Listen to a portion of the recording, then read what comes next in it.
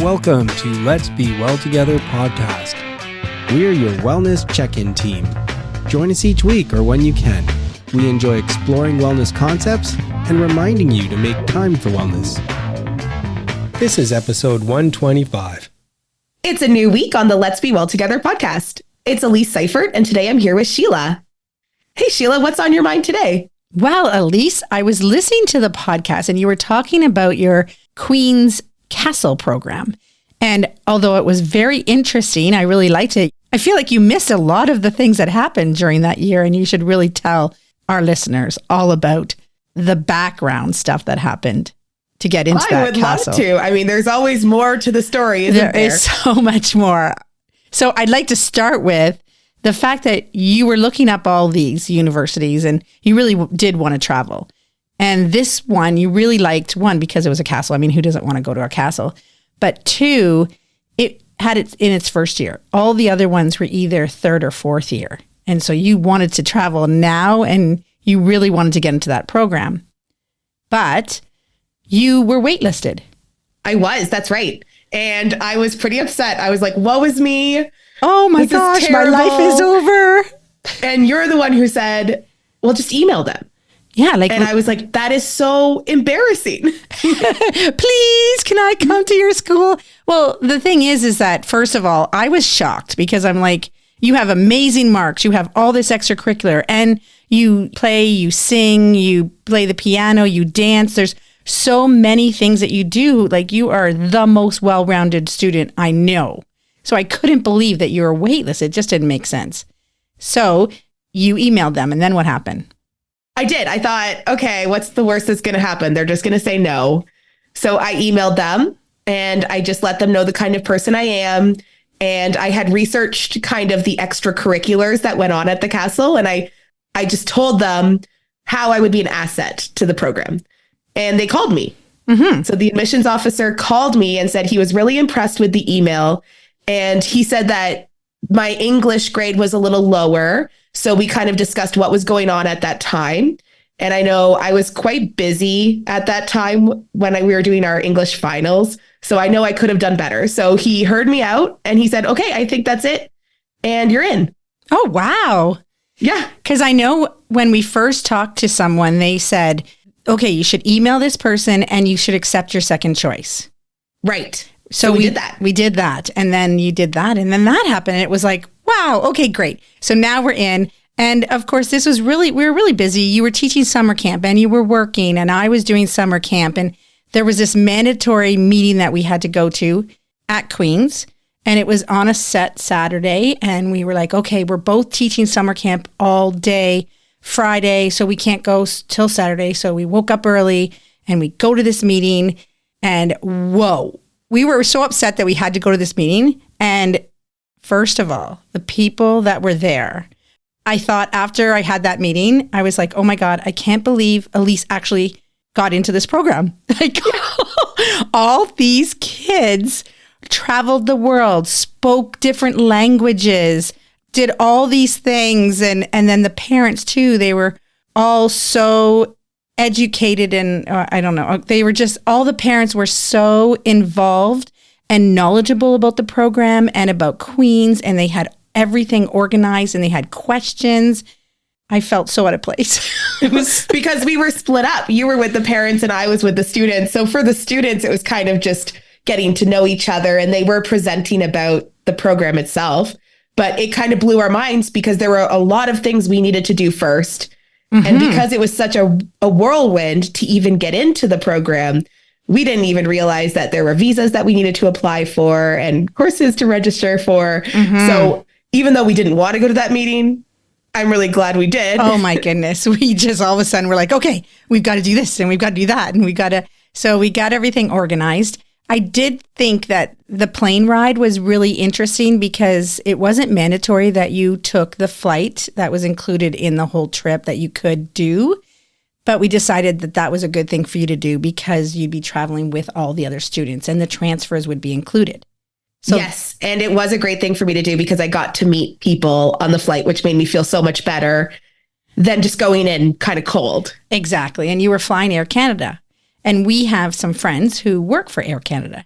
So we gave them a call and said, hey, Elise is traveling Air Canada. If there's anything you can do and blah, blah, blah, that'd be really great. So tell us what happened, Elise. So I'm at the terminal and someone had made a sign for our program. So we're all kind of sitting together because we found each other and we're making first impressions, having chit chat. Where are you from? What high school did you go to?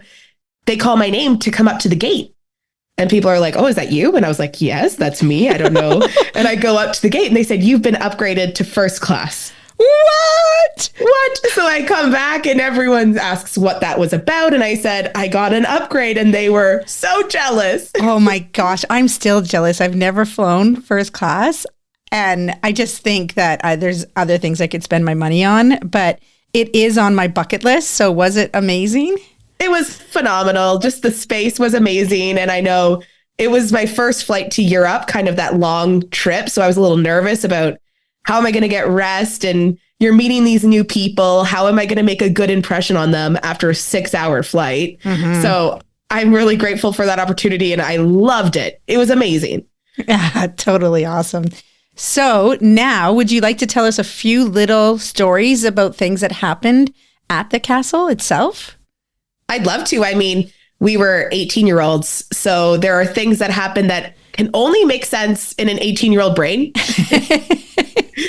But I know probably the first week we were there, we were getting acquainted with the grounds and acquainted with the castle. And there was a point where I was with a couple of my friends and we had visited, there was a church on the grounds. So we're visiting the church and it's kind of higher than the rest of the area. Mm-hmm. And we could see these mountains. I don't know if they were necessarily mountains, but pretty large hills. Mm-hmm. And we thought, let's walk there. Let's walk to those hills. So we start walking and we're walking through these cows, like fields. It's all like personal farms. There's not a path. No. There's no direct route to go. No. And we just saw them in the distance and thought, yeah, we can get there. No problem. It took us probably 4 hours to walk this distance. Oh my goodness. It was super far. And I was in shoes that didn't have a back. Oh. They were kind of like swing back shoes, kind of. Yes. And we're walking through these cows' fields and I stepped in manure. No. And then it went inside of my shoe because I stepped on it. It went into the back of my shoe. Oh, it was terrible. And we were joking the whole time. I was with 2 other guys and they are taller. So they have long legs. So I'd have to run. And then they'd walk just their normal pace and catch up with me. And then I would run again because they're just so much faster than I was. So we were joking about how we were like the cast of The Lord of the Rings. And I was Gimli. And then the other 2 were Legolas and Aragorn. But very funny. We made it in time for sunset. And we got to see the sunset from those hills. And then we took a taxi home. And the taxi took about half an hour. Oh, yeah. So it was a pretty far hike. Amazing. Hilarious. But of course, only an 18-year-old would think, let's do that right now with no food and no water and no preparations. No. But we made it. And those were the kind of people that I was friends with throughout my whole castle experience. The kind of people who just want to carpe the diem. Carpe the diem. And tell us about some of your flights experiences. I know that you were in Poland. So tell us about that one. Yeah. So we were able to travel a lot because we had Friday, Saturday, Sunday off. Mm-hmm. So often we would book flights and we got some really cheap flights to Poland. You had to just pay £1 and then the taxes on top of that. Wow. For your return flight. It was just some ridiculous deal that someone managed to see and we all decided to go in on it together. It was the winter time and Poland was beautiful at that time. It had lots of snow. We went ice skating outside. It was really beautiful. And then we're on our way home and we're at the airport and they say that our flight is canceled due to snow in the UK. So here we are. We had just paid for a very inexpensive flight to get to Poland and now we're stuck. And our only option is to pay like $600 to get back to the UK. Why would that much? Would they not have set up another flight for you? No, I think because we had paid such a deal, like we didn't have insurance or it's like if the flight's canceled, too bad for you.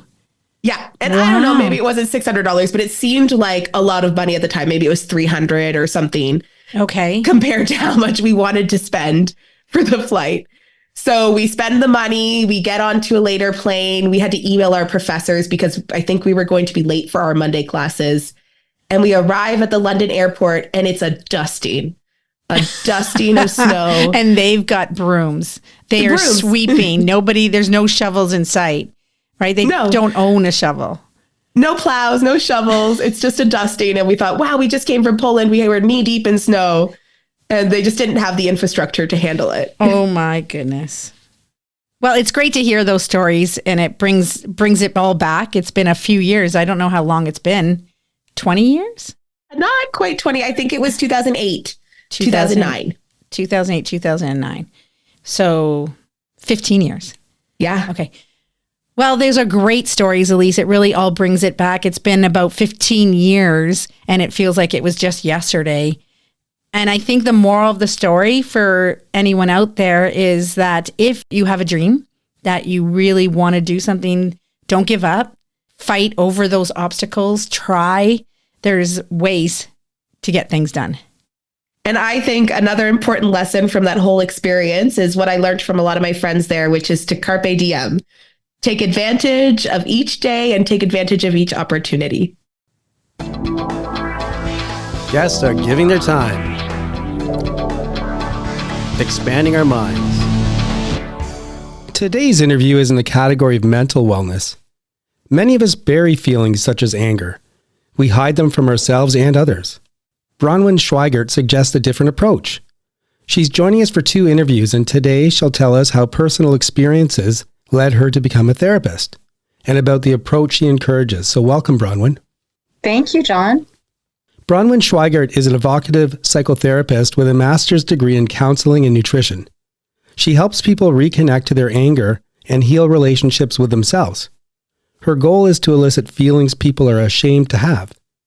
She knows that even though feelings are invisible, they don't evaporate, but store away in our bodies until processed.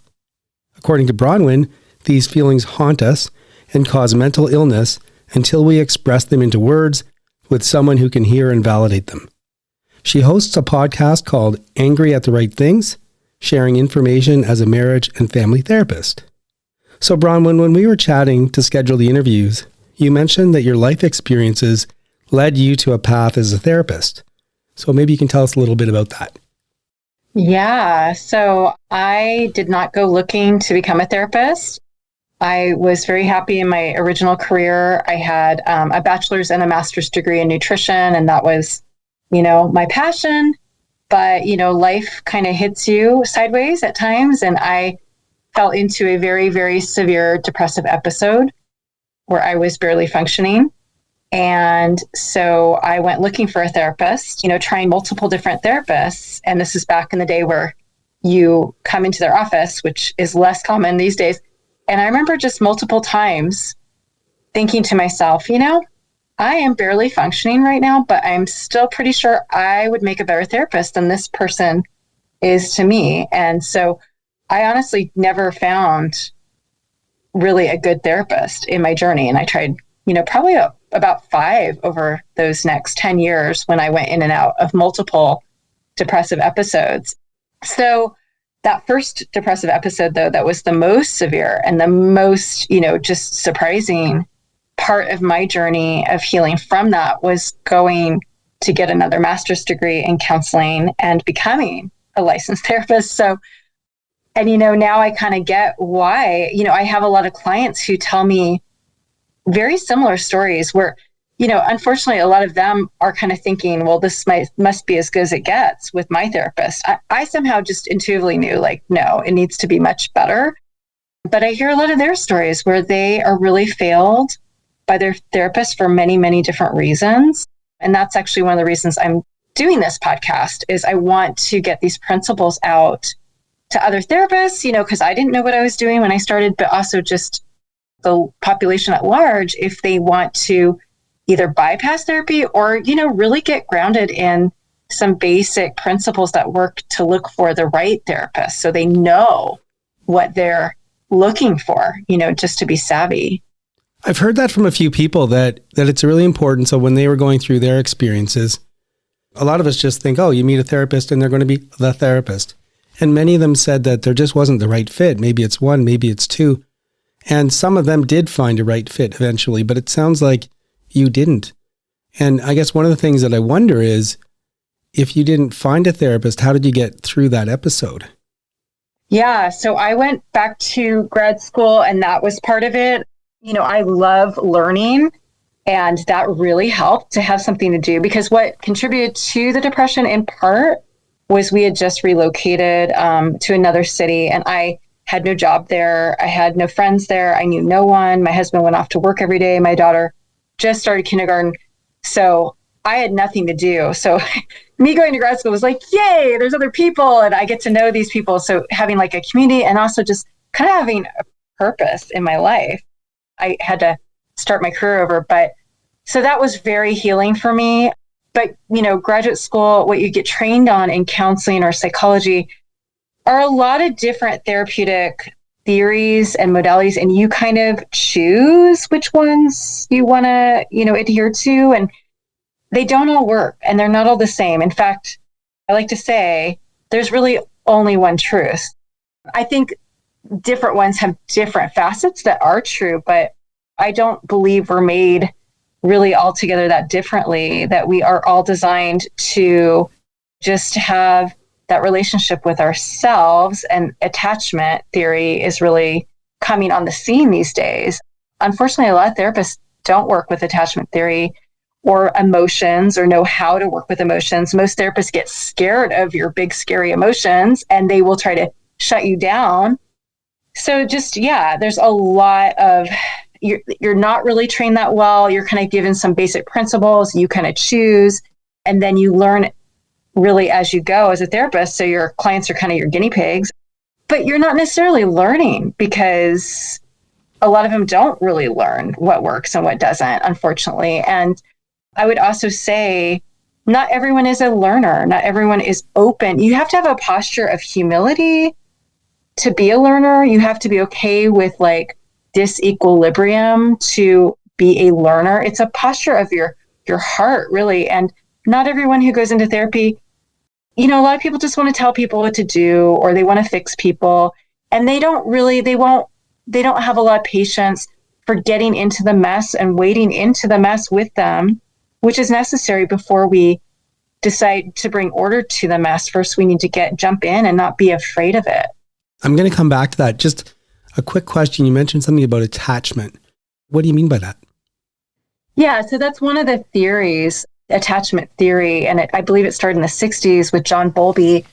But basically, you know, I'm sure someone else discovered it before him, but maybe not on record. He was a researcher at Berkeley, and he just, you know, studied how like baby ducks would attach. If they didn't have a mama duck, they would attach to him. They actually did attach to him, and they would follow him around like he was a mama duck. And so he kind of started looking at that. He did some studies on baby humans that we might not agree with these days with ethics and all that. But he looked at the attachment between very young children and their mother, and he's found different attachment styles. And it's coming into the popular scene right now more so, where I hear a lot of my clients, they talk about my attachment style and that kind of thing. So that's good. But just because it's getting into the popular vernacular doesn't mean that therapists are trained in it more than like just knowing it exists and given it as one of many theoretical ideologies they could ascribe to. So it doesn't mean they're grounded in it. My experience is like yours in terms of learning. I love learning, but there's a lot of humility involved. There's a lot of brainstorming and curiosity, and you have to, you know, want to find things out. What ended up happening with you? Like, how did you move towards an approach that seems to be successful? What were some of the things that went into that? You know, honestly, I think about that now and then.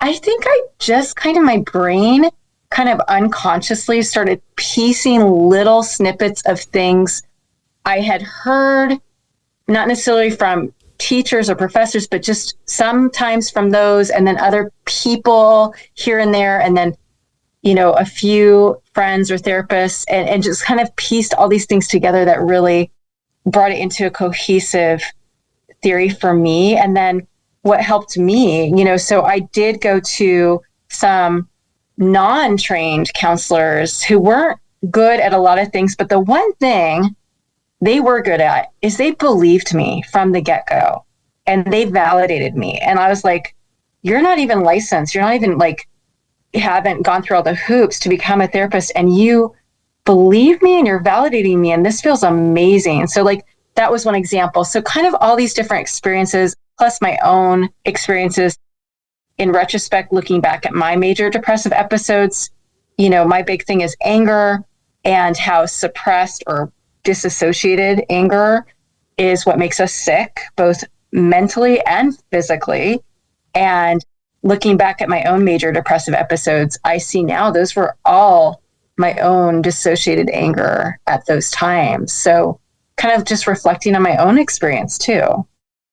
I think what you're saying in part is you like when a therapist gets into the mess with the person and that there's some validation. So do you mean by that, for example, like let's say I'm in a mess. I've got a whole bunch of big emotions going on.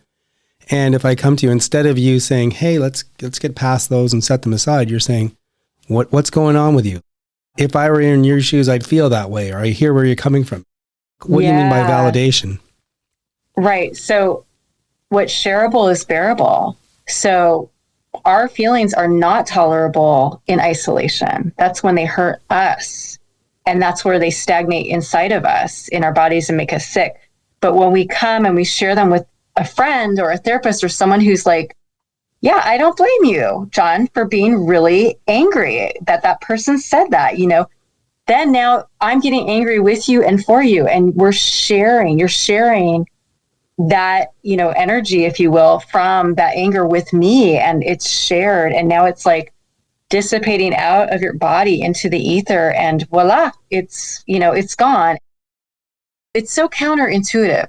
So unfortunately, so many therapists will go, well, look at it from the other guy's point of view, or let's do some deep breathing exercises. Like you're the problem, and therefore the breathing's the solution. And it's like, no, the problem was actually how this other guy humiliated me in public. Can you just validate this with me? And that's how the anger is going to be externalized out of my body. You're saying, okay, well, you're feeling angry. You're telling me what happened to you. I can imagine being angry. And I guess they're hearing from everyone else that they should control themselves. They should make sure they don't act that way in public and all that stuff. And you're saying it's okay, feel it, because if you feel it, you might be able to release it. If you feel it and you're sharing it with someone else, it does release. And again, it's very counterintuitive. So when I teach like parents of small children, but this applies to all of us, I talk about what, like we have an upstairs brain, which is like our prefrontal cortex, which is where our logic is. And we have a downstairs brain, which is our limbic brain, which is where our feelings are. And, you know, unfortunately, we try to logic people when they're upset. John, you know, let's think about this. Let's think through this. You know, maybe he didn't mean it like that. I'm logicking you. You're not in your upstairs brain, but I'm speaking only to your upstairs brain. You are 100% in your limbic downstairs brain. And so first, my job is to help regulate you, not by teaching you to self-regulate, but by saying, I don't blame you for feeling rejected when she said that. And now you're feeling felt by me. You're sharing those feelings. You feel validated. You feel understood. Your limbic brain's calming down, and you will naturally be able to access the upstairs brain on your own. And so when you calm down, you're going to naturally say, well, you know, now that I think about it, I don't think she meant it like that. You don't need that from me. You're going to get there on your own. What you do need from another human is to share those feelings in the downstairs brain and validate that. I can tell you one thing. I can just picture myself at times when I've been having an argument, I've been really mad. And, you know, it's almost like the other person who's part of the argument is actually trying to get at me. They do that. So like I'm down here mad and they're like, oh, let's be logical, you know, boop, boop, boop. And it's like, drives you crazy. It makes you even madder. Yeah. So that's very interesting. Yes, that's right. It makes you more upset. Right. Okay. So we're all actually flying through our interview, and I'm going to turn to a question I ask every guest soon, but I don't want to do that yet, because next time we're going to talk about success stories and things where it's helped people. But what would you say about your approach generally? My approach is that feelings aren't right or wrong. They are not good or bad. We need to stop judging them and assigning some kind of moral value to them. We can judge actions, but we can't judge feelings because they're involuntary to begin with. What we can do is look at feelings as, okay, so for example, anger, which again is my specialty feeling, look at anger and say, you know what? It's not bad inherently. Just because I feel angry doesn't mean I'm going to explode and be violent or verbally violent. How I view anger is it's like a light on the dashboard of our emotional car saying, check the engine. Something is in need of attention. And if we can start to like shift our perspective of anger from how our parents maybe taught us, like, don't be angry, be a good boy, and just go, you know what? Of course I'm angry because something's wrong. And this is here to tell me and warn me. It's not inherently good or bad. I mean, it is inherently good because it's here to give me wisdom and give me information, but it doesn't mean I'm going to be like a raging, angry person because I can master the anger instead of allowing the anger to master me. And we do that by just validating it for ourselves and then expressing it in a healthy way through like boundaries, assertiveness, or like an accountability of sorts. I connect with that message. I've talked about it in different terms on the show in the past, because one of the reasons why I kind of had breakthroughs on how to approach well-being and balance is I finally realized that happiness isn't the answer, that happiness is an emotion that's within the mental health spectrum, but I'm not always happy. And what I usually think to myself is if something bad happens to me in the sense of, you know, maybe somebody passing away or something like that, the natural reaction there is to feel bad, to feel depressed. And similarly, there's lots of situations where the natural reaction would be to be angry. And so It's almost a sign that you are operating correctly. How about a sign that you're alive? Yeah. Yeah, that's true too. Yeah, because when we disassociate from our feelings, I mean, depression isn't, a lot of people say it's sadness. I mean, I'm an expert on depression. I've been depressed so severely in my life. It's actually an absence of all feelings. It's not sadness. It's just like a dissociation from all actual feelings. And we can dissociate through mental illness because anxiety is also a dissociation mainly from anger, as is depression. But we can also dissociate with substances. You know, some people dissociate by like their bodies, like hold on to the anger. So there's lots of ways we dissociate. But if we can just say, you know what, I don't need to dissociate from the anger. Anger isn't wrong or evil inherently. It's here for my good to give me information and wisdom. Then we can stop dissociating. And I can learn how to channel it in a healthy way with boundaries and assertiveness. I don't have to end a friendship necessarily. I can just say, hey, John, I'd like it if you tried to be on time. Yeah, and I'm not at all trying to be dismissive, but for some reason the song pops into my head. I'd rather feel pain than nothing at all. You're right. If being disassociative is a sign or a symptom of depression, maybe feeling anger is showing that you're not there and you're maybe feeling something. It's funny when my clients start getting angry, usually most of my clients have severe anxiety, but the minute they start feeling their anger and connecting to it, their anxiety is gone. Because I always say, you know, anxiety and depression are the result of suppressed anger. So once they're feeling and connected to their anger, there is no more depression or anxiety. It's just so crazy how quickly that happens. Well, it's fascinating. And we're going to turn in the next interview to some of these stories and how it worked for them. So that's fantastic. So here we are at the end of the first interview, and we're a show about wellness.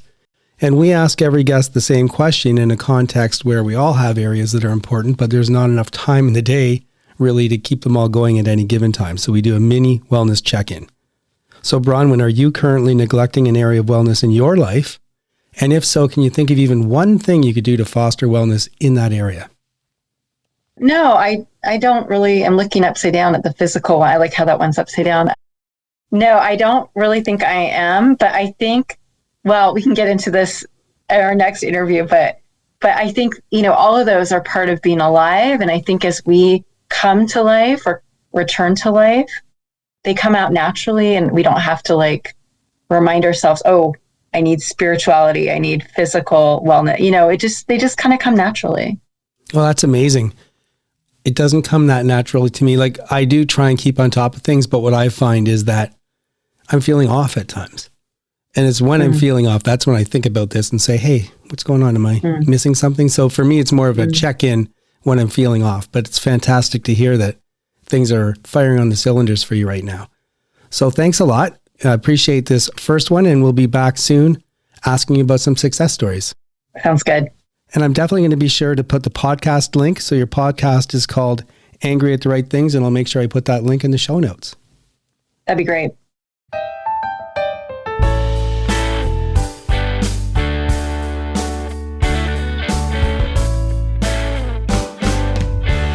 I'm Cameron, and welcome to another installment of the Adventures of the Starving Artist. Well, I'm recording back at home, and it's nice to be back, but to be totally honest with you, I feel as though I haven't stopped running around since, 2 weeks ago. But it's all good stuff, it's all stuff I enjoy.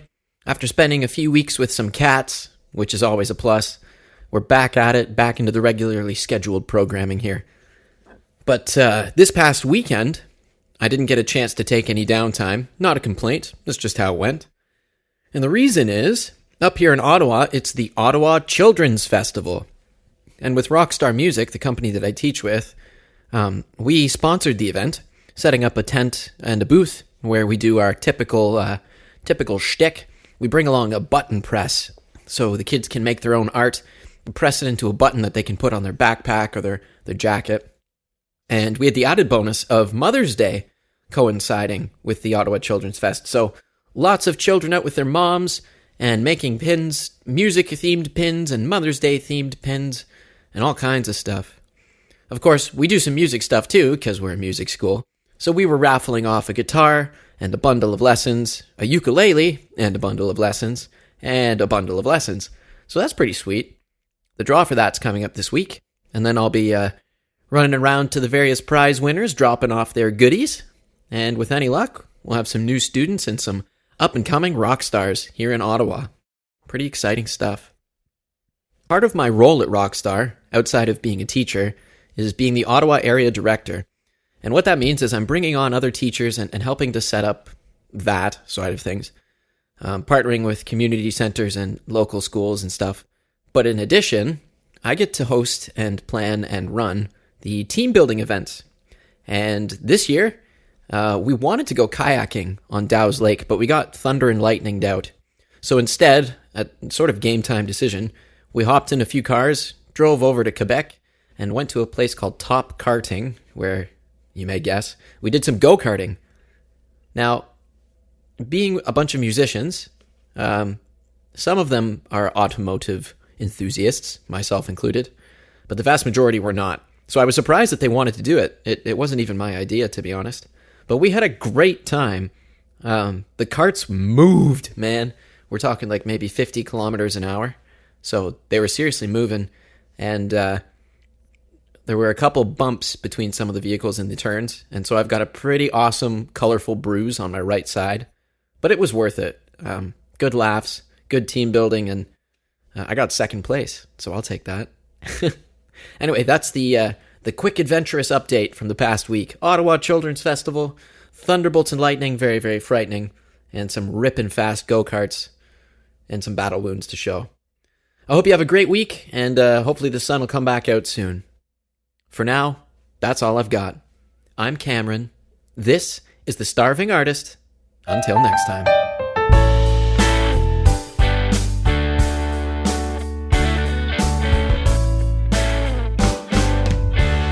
We're glad you're here, and we hope you're making wellness a priority.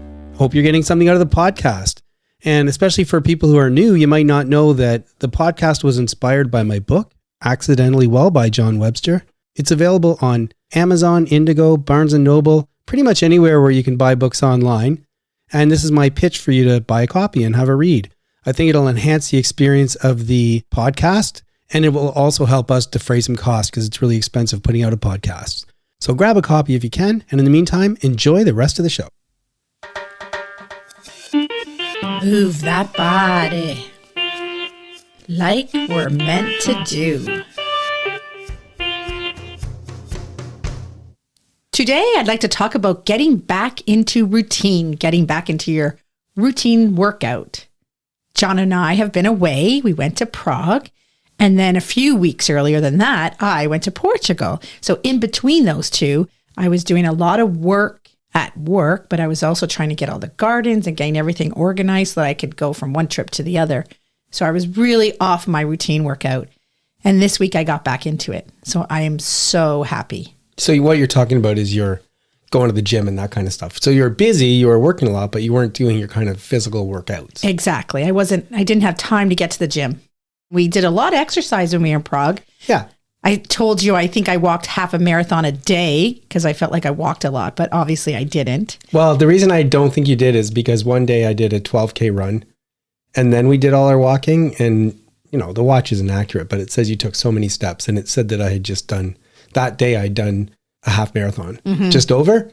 Still, it doesn't matter. We're sidetracked. The point was we were moving a lot. We were very active. Yep. I think we were staying healthy. It's still a bit different than doing your regular weight workouts, your core workouts, your aerobics. It is. And just that routine. I really enjoy waking up, getting on the workout stuff, making time to just work out, like not trying to fit two things in at the same time, like doing squats while I'm cooking supper and, you know, that kind of stuff, because sometimes you got to do that, right? In order to get your workouts in. But this was just working out and those dumbbell weights and doing those machine weights and even doing my cardio. It's really great. I think we're different too, because for me, especially with weights and core workouts, which I consider different, if I don't do them for a few weeks, then I don't think I can. Like I don't know, I've got this confidence problem when it comes to exercise, even running. Like if I don't run for a while, I'm not sure, oh, can I run that far? Even though I know I can. So, but I think you're different. So how do you feel when you're getting back into it? Are you nervous at all? Are you worried? I don't really get nervous. I know I can do it. That's not the problem. And if I'm finding that I'm getting tired quicker, like if I'm doing my reps and I'm finding that I can't do as many as I used to do, I'll either lower the weights or lower my reps. Like I do make sure to monitor that kind of thing. But no, I'm not worried about getting back into it. Anyway, the lesson I learned this year is if you get off of it and then you're like, I want to get back into it, just do it, because it's so easy to not get back into it, right? So you go away for a week and then you come back and you are working a lot more than you normally do to cover someone else's shift. And then you went away again. And then you come back. It'd be easy to say, well, I'll start in 2 weeks. You know, I just want to get back into my normal everyday life routine. Right. And I actually did think a little bit like that. Did you? Because we got back and there's a time change too. So you're a little tired. And I was like, oh, maybe I should take it easy and not go right into it. But I was like, no way. Yeah. I'm doing it. Okay. And I did slightly the opposite. I got right back into my running. The last week was our first week back. I didn't do my weights, but I'm going to start that this week. Anyway, it's just great. Like you want to get back into it. You should get back into it. But it sure is funny when you're in a routine and then you get out of it and then you have to fall back into it. Yeah. So my muscles are a little sore right now.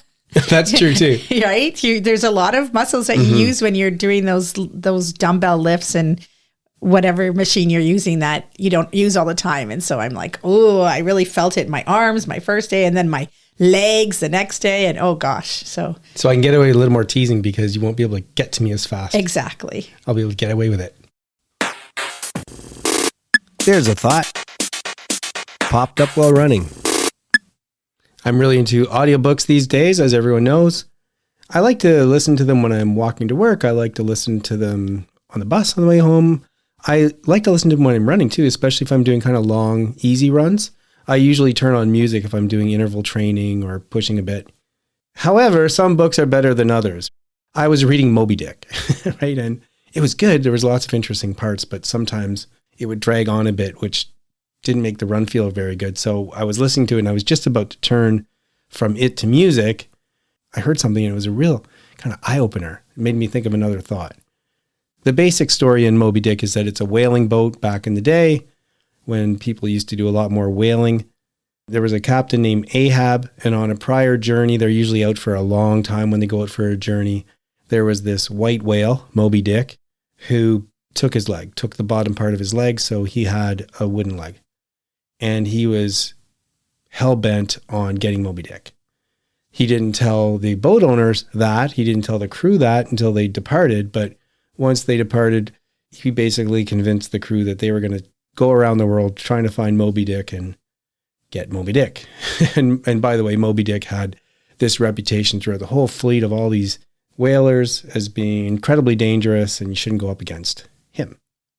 So kind of towards a point where the crew was really wishing they hadn't made that promise and they were kind of getting to chasing Moby Dick, one of the crew said something to the effect, the ship owners aren't going to be very happy on what you're doing. You know, they gave you your post and they're paying all of us. We all get a share of what we make. And really to make that work, we have to get as many whales as possible, as much oil as possible. What you're doing is contrary to what these owners want. And Ahab said something like, the only real owner of anything is its commander. And that really kind of hit me, right? So what he's saying was, I'm captain, I'm here, they're really far away. Since I'm commanding this ship, really, I'm the owner. They can go to hell. But that's not what I thought of. I thought about myself. And I thought, if I want to own myself, I have to command myself. And sure, of course, I have to take instruction. I have to take orders in the context of my work, etc. But I'm going to choose when I put myself in those positions. And otherwise, I'm going to start being the commander of my own life. And if I can do that, then I can be the owner of my own life. It's me. Am I? Yeah. Just let me say, flip side of the coin. So, John, games or no games? That is the question. I think it's because, so Steve and Elise love games. Love playing games, and so do all our other kids. Yeah, all our kids love games. Mm-hmm. When we started going out, we used to play a lot of cards together, played cribbage or other kind of things. Yeah, we did. But in the last, couple decades, I don't so much. I don't often play games with you, and I don't often really want to play the games with the family. Now, when I do, I enjoy it. Mm-hmm. That's my problem, that when you do, you often enjoy it. And Elise and Steven have some really cool games. Like they often introduce these really great games. They're incredible. And what I really like about them is a lot of them are not adversarial. Yes, I agree. Or so adversarial. Mm-hmm. But the other thing all these games do now these days is there's all these like little victories along the way. Mm-hmm. So there's rounds, and in each round, you might not win the ultimate game, but in each round, you might have had these little teeny victories. Like this dice roll was perfect, or you just got the right card and everything felt good. And so even at the end, if you don't win, it's like, well, I had a lot of little victories along the way. Yeah, but it's just so funny because you are so against games. So basically, we have dinner, we have whatever we're getting together doing, and then afterwards, we all play games, and John like bows out immediately, is like gone. I really feel like you do enjoy them when you participate in them, but you just don't seem to want to participate. So it's interesting. I can't explain. I don't have a good reason. Different people have different personalities. Yeah, but the thing is that you do really enjoy them when you do them. The thing is, you love games, or you want me to love games. Yes, that is true too. I love games. All games, any games. Yeah. How many times it's like, hey, John, just so you know, tomorrow night I'm going to play cards with my friends. I have to find friends to play cards with because my husband refuses to play cards with me. But I actually don't enjoy playing cards with him either because he's really lucky and he always wins. That's the problem. And it's ridiculous. When you combine my luck with my strategizing.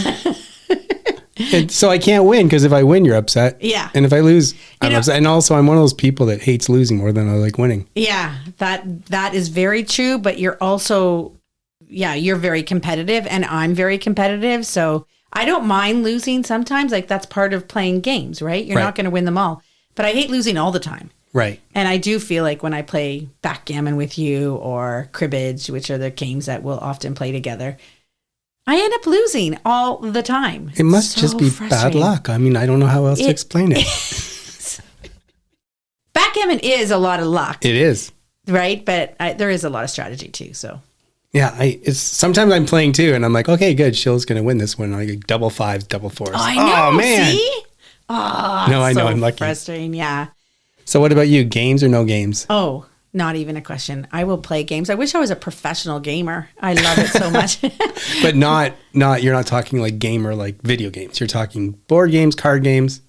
Yeah, like I would test out the new games coming out to see if they're good, or I could be one of those kind of. I don't want to be like a professional poker player or anything. Like I even love playing poker, but I don't want the stress, that kind of stress of being a professional gamer, but I think it'd be really fun to play games my whole life.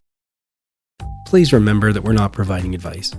We hope to inspire you to work towards balance, and we urge you to consult with qualified people if you need advice. The people on the show are speaking in their personal capacities. Their views expressed are their own, and don't represent the views or opinions of their outside contacts, their employers, or anyone else. We try to get things right, but we can't guarantee everything we say is correct, or that the things we talk about will work for you. Let's be well together, and let's be sure to do that in a safe way. And it's sign-off time. It's Sheila here with Elise and John. Hello. Hello. I'd like to wish everyone a happy Father's Day out there. It was Father's Day here in Ontario, so I hope everyone enjoyed that. It's always nice because it's nice warm weather, and it was a beautiful day here. And it's so hot this week. We're getting to enjoy our pool a little bit because, you got to go for a swim. It's so hot. I am so happy that I'm back to my regular schedule. I'm working usual, and I had 4 whole days off this week, so I got the gardens done and I got the house cleaned, and that deep kind of clean, so I was so happy. I feel like I can start to relax and enjoy the weather and enjoy my time, so that's really good. Had some nice social experiences this week, went out with a few people, but other than that, it was just really lovely. What about you, Elise? Well, I am getting really excited because I am in single digits of school days left in the school year. Single digits. Really? Single digits. So we're getting close to summer. I'm so excited. So just looking forward to all of those fun end of the year activities that we do. And I also was able to attend elementary school performance of The Wizard of Oz. Oh, lovely. Which was really fun because as an elementary student myself, I was in The Wizard of Oz. So it was nice to kind of relive that. And I couldn't believe how many of the lines I still remembered. Oh, really? Yeah, it just all came back. And it was a lot of fun to see some of my previous students performing in the play. Yeah. How about you, John? I think it's funny that Sheila says she had 4 days off in a row, of which 2 are weekends. Like, that's the world we live in now. If you have the weekend off, it's like, I had 2 days off. Yeah, I know. It's crazy. But fortunately, I have a story on a topic that not only does everyone who listens to our podcast find one of the most interesting, but I think generally the whole world finds most interesting. Oh, for sure. I even know what you're going to talk about. I'm so excited. Running. This thing I want to do, somebody came up with this, and I might have mentioned it before, that as you get older, what you try and do is run a 10K in your age in minutes. So I just turned 60. So that would mean I'd have to run a 10K in 60 minutes. Now, a few years ago, that was just an easy run for me. But, the last couple of years, put on some weight, didn't do the same kind of training, getting older. And I run 10K a lot, but it's always like 102, 104, 103, 104, 102. But I was kind of secretly in the last 6 weeks trying to think maybe I could do this, because you also have to do it in an actual race. And I was signed up to do an actual timed race on Father's Day. So on the day before, I thought, you know what, maybe I can do this, but let me just get a feel for it. So the day before, I went out and just ran around the block at the speed I'd have to run. And I was like, nope, that's too hard. I'm not doing that. So I went out to do the run, and I was just going to do my 102, 103. And of course, I got swept away with a crowd. And next thing you know, I'm like going, 540. I needed 6. 540. And anyway, I ran it in 57. So, I was thrilled. I got it out of the way. Now I don't have to sign up for another 10K this year. And I'm walking around on cloud 9. But more importantly, you guys get a great running story. Made your week. Yay! Woohoo! I've heard this story like 6 times already, and it was just 2 days ago. I'm telling everybody. Okay, well, hope everyone enjoyed the show, and hopefully we'll see you again next week. Thanks for listening. That is it for today's show. Please try and make wellness a priority. You deserve it.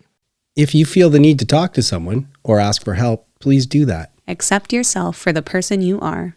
So long. Adieu. Auf Wiedersehen. Goodbye.